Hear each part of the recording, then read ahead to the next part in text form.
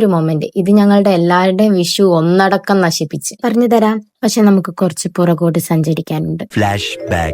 രാവിലെ അന്നേ ദിവസം ഞങ്ങൾ കണി കണ്ടു തുടങ്ങി. പിന്നെ ഈ വിശേഷ ദിവസങ്ങളിലൊക്കെ പിഷാരികാവ് പോയില്ലെങ്കിൽ ഒരു ഇതില്ല, കള്ളത്തണ്ടി. അതിന്റെ ഇടയിലും എനിക്ക് തോന്നുന്നു ഏകദേശം നട ക്ലോസ് ചെയ്യുന്നതിന് മുന്നേ ഞങ്ങൾ അവിടെ എത്തി.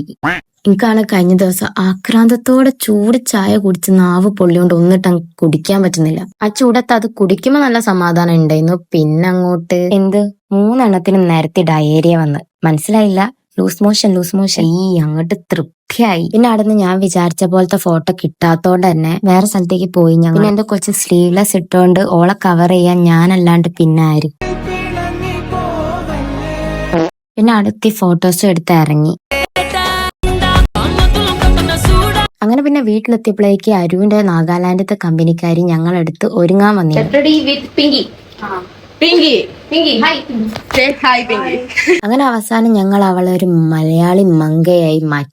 മര്യാദയ്ക്ക് ഫുഡ് കഴിക്കണം എന്നുണ്ടായിരുന്നു, പക്ഷെ വയറ് സമ്മതിച്ചു. അങ്ങനെ പിന്നെ ഉച്ചയ്ക്ക് ഫുഡില്ല. അങ്ങനെ പിന്നെ ഞങ്ങളെ വിഷു കുടുംബസമേതം ആഘോഷിച്ച് അവസാനിപ്പിച്ച്. സോ അത്രേ ഉള്ളൂ. Bye guys.